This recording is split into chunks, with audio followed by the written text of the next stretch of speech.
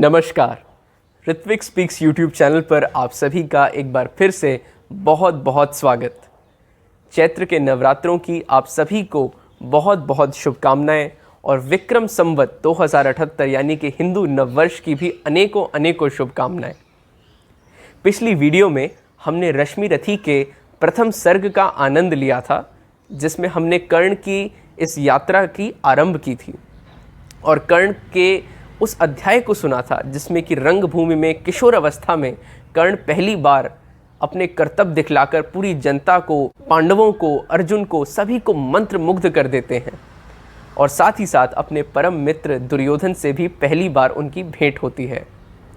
तो आइए इस यात्रा को जारी रखते हुए कर्ण के एक और अध्याय को सुनते हैं, एक और प्रसंग को सुनते हैं जो बहुत ही खूबसूरती से राष्ट्र कवि श्री रामधारी सिंह दिनकर जी ने अपने इन शब्दों में पिरोया है। यह अध्याय बात करता है, यह दूसरा सर्ग जो है इस कविता का, वह बात करता है कर्ण के व्यक्तित्व के एक और पहलू का। इस सर्ग में हम देखेंगे कि गुरु के प्रति कर्ण का प्रेम किस प्रकार था और किस प्रकार कर्ण अपने गुरु के प्रति समर्पित थे। तो इस परम गुरुभक्तिता को आइए राष्ट्र कवि श्री रामधारी सिंह दिनकर जी द्वारा कृत रश्मि रथी के दूसरे सर्ग का आनंद लेते हैं।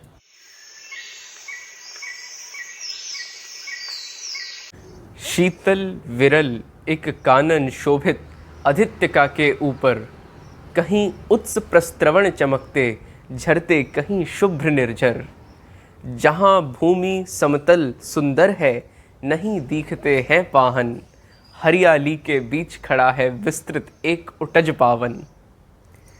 आस पास कुछ कटे हुए पीले धनखेत सुहाते हैं, शशक मूस गिलहरी कबूतर घूम घूम कण खाते हैं। कुछ तंद्रिल अलसित बैठे हैं, कुछ करते शिशु का लेहन, कुछ खाते शाकल्य दीखते बड़े तुष्ट सारे गोधन। हवन अग्नि बुझ चुकी, गंध से वायु अभी पर माती है, भीनी भीनी महक प्राण में मादकता पहुंचाती है। धूप धूम चर्चित लगते हैं तरु के शाम छदन कैसे, झपक रहे हों शिशु के अलसित कजरारे लोचन जैसे। बैठे हुए सुखद आतप में मृग रोमंथन करते हैं, वन के जीव विवर से बाहर हो विश्रब्ध विचरते हैं। सूख रहे चीवर रसाल को नन्ही झुकी टहनियों पर, नीचे बिखरे हुए पड़े हैं इंगुद से चिकने पत्थर। अजिन दर्भ पालाश कमंडल एक और तपके साधन, एक और हैं टंगे धनुष तुणीर तीर बरछे भीषण। चमक रहा तृणकुटी द्वार पर एक परशु आभाशाली, लौह दंड पर जड़ित पड़ा हो मानो अर्ध अंशुमाली। श्रद्धा बढ़ती अजिन दर्भ पर परशु देख मन डरता है, युद्ध शिविर या तपोभूमि यह समझ नहीं कुछ पड़ता है। हवन कुंड जिसका यह उसके ही क्या है धनुष कुठार, जिस मुनि की यह स्त्रुवा उसी की कैसे हो सकती तलवार। आई है वीरता तपोवन में क्या पुण्य कमाने को, या संन्यास साधना में है दैहिक शक्ति जगाने को। मन ने तन का सिद्ध यंत्र अथवा शस्त्रों में पाया है, या कि वीर कोई योगी से युक्ति सीखने आया है। परशु और तप ये दोनों वीरों के ही श्रृंगार, क्लीव न तो तप ही करता है न ही उठा सकता तलवार। तप से मनुष्य दिव्य बनता है, षड विकार से लड़ता है, तन की समर भूमि में लेकिन काम खड़ग ही करता है। किंतु कौन नर तपोनिष्ठ है यहाँ धनुष धरने वाला, एक साथ यज्ञाग्नि और असी की पूजा करने वाला। कहता है इतिहास जगत में हुआ एक ही नर ऐसा, रण में कुटिल काल समक्रोधी तप में महासूर्य जैसा। मुख में वेद पीठ पर तर्कस, कर में कठिन कुठार विमल, शाप और शर दोनों ही थे जिस महान ऋषि के संबल। यह कुटीर है उसी महामणि परशुराम बलशाली का, भृगु के परम पुनीत वंशधर व्रति वीर प्रणपाली का। हाँ हाँ, वही कर्ण की जांघों पर अपना मस्तक धरकर सोए हैं तरुवर के नीचे, आश्रम से किंचित हटकर। पत्तों से छन छन कर मीठी धूप माघ की आती है, पड़ती मुनि की थकी देह पर और थकान मिटाती है। कर्ण मुग्ध हो भक्ति भाव में मग्न हुआ सा जाता है, कभी जटा पर हाथ फेरता, पीठ कभी सहलाता है। चढ़े नहीं चींटियां बदन पर, पड़े नहीं तृणपात कहीं, कर्ण सजग है उचट जाए गुरुवर की कच्ची नींद नहीं। हाय वृद्ध देह तप से कृशकाया, उस पर आयुध संचालन, पड़ा श्रम भार गुरुदेव पर असमय मेरे कारण।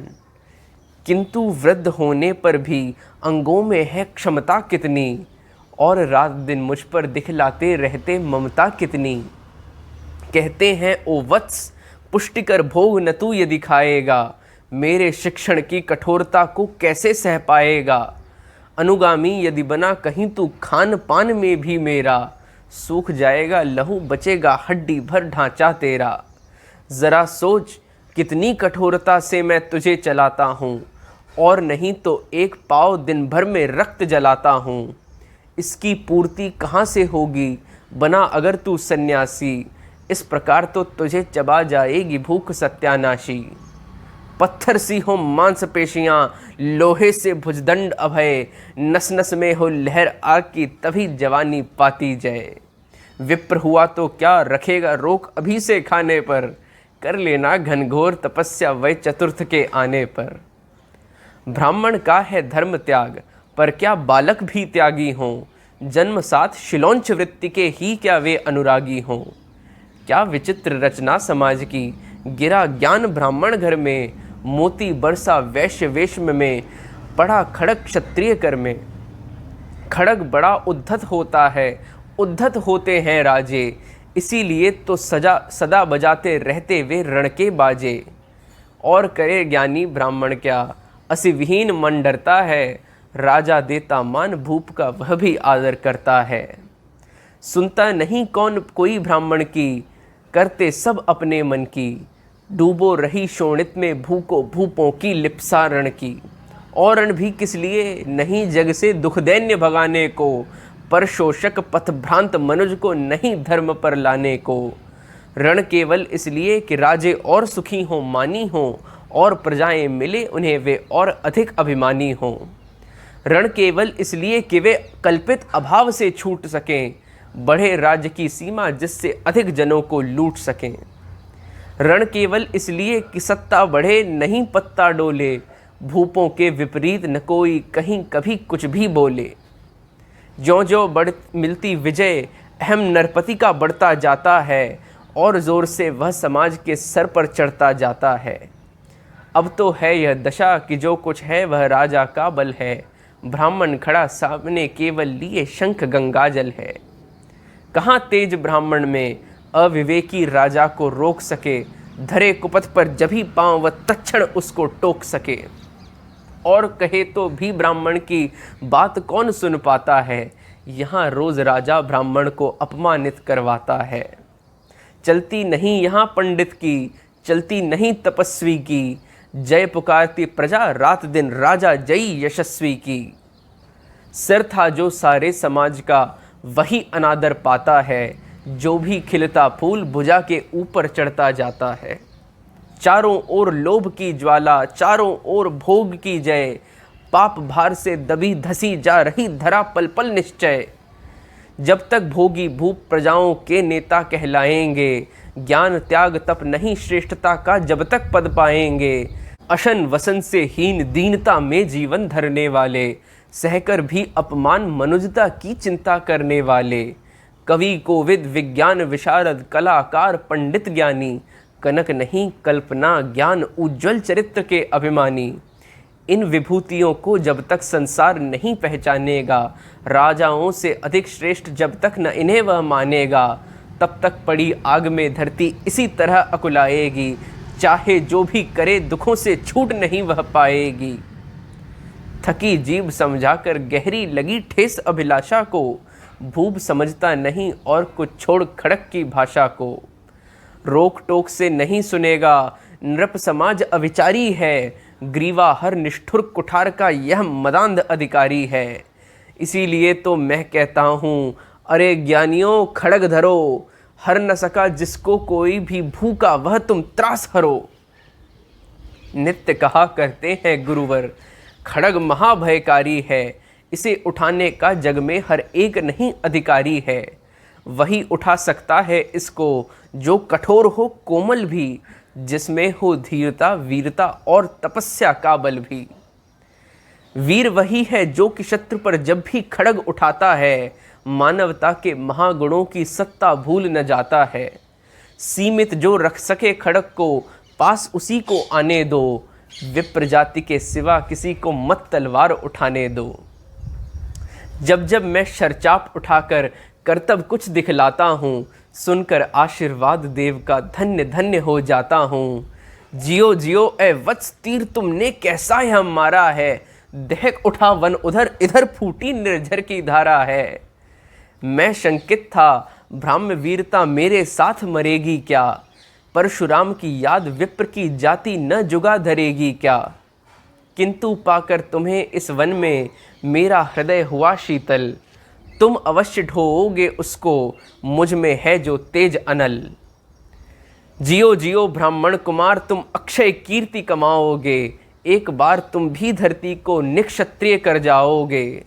निश्चय तुम ब्राह्मण कुमार हो कवच और कुंडलधारी, तब कर सकते पिता और माता किसके इतने भारी। किंतु हाय ब्राह्मण कुमार सुन प्राण कांपने लगते हैं, मन उठता धिक्कार हृदय में भाव ग्लानि के जगते हैं। गुरु का प्रेम किसी को भी क्या ऐसे कभी खला होगा, और शिष्य ने कभी किसी गुरु को इस तरह छला होगा। पर मेरा क्या दोष, हाय मैं और दूसरा क्या करता, पी सारा अपमान द्रोण के कैसे मैं पैरों पड़ता। और पांव पड़ने पर भी क्या गूढ़ ज्ञान सिखलाते वे, एकलव्य सा नहीं अंगूठा क्या मेरा कटवाते वे। हाय कर्ण तो क्यों जन्मा था, जन्मा तो क्यों वीर हुआ, कवच और कुंडल भूषित भी तेरा अधम शरीर हुआ। धस जाए वह देश अतल में गुण की जहां नहीं पहचान, जाति गोत्र के बल से ही आदर पाते हो जहां सुजान। नहीं पूछता है कोई तुम व्रती वीर या दानी हो, सभी पूछते मात्र यही तुम किस कुल के अभिमानी हो। मगर मनुज क्या करे जन्म लेना तो उसके हाथ नहीं, चुनना जाति और कुल अपने बस की तो बात नहीं। मैं कहता हूँ अगर विधाता नर को मुट्ठी में भरकर कहीं छींट दे ब्रह्मलोक से ही नीचे भूमंडल पर, तब भी विविध जातियों में ही मनुज यहाँ आ सकता है। नीचे हैं क्यारियाँ बनी तो बीज कहाँ जा सकता है। कौन जन्म लेता किस कुल में, आकस्मिक ही है यह बात, किंतु छोटे कुल पर यहाँ होते तब भी कितने आघात। हाय जाति छोटी है तो फिर सभी हमारे गुण छोटे, जाति बड़ी तो बड़े बने वे रहे लाख चाहे खोटे। गुरु को लिए कर्ण चिंतन में था जब मग्न अचल बैठा, तभी एक विषकीट कहीं से आसन के नीचे बैठा।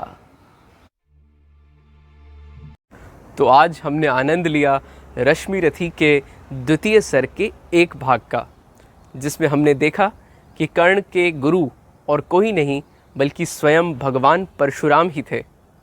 वह चिरंजीवी पुरुष जिनके बारे में मैं सोच रहा हूँ कि एक वीडियो और रखी जाए जो केवल परशुराम जी को ही समर्पित हो। दरअसल वे भगवान विष्णु के दशावतार में से छठे अवतार थे, और हालांकि अपने क्रोध के लिए तो प्रसिद्ध थे ही, साथ ही साथ अपने तपस्वी होने के इस गुण के लिए भी बहुत ही ज़्यादा प्रसिद्ध थे। और कर्ण ने धनुर्विद्या की यह जो जिज्ञासा है उसे पूरित करने के लिए शिष्यता ग्रहण करी स्वयं परशुराम जी की। द्वितीय सर के अगले भाग में हम एक और अध्याय सुनेंगे, एक ऐसा प्रसंग सुनेंगे जो वैसे तो सुप्रसिद्ध है, और उसमें हमें देखने को मिलेगा कि किस प्रकार गुरु की कसौटी पर एक शिष्य किस प्रकार व्यवहार करता है। तब तक के लिए आपसे आज्ञा लेता हूँ। आप सभी अपना ध्यान रखें, अपने स्वास्थ्य का और अपने सगे संबंधियों का, सभी का ध्यान रखते हुए। नमस्कार।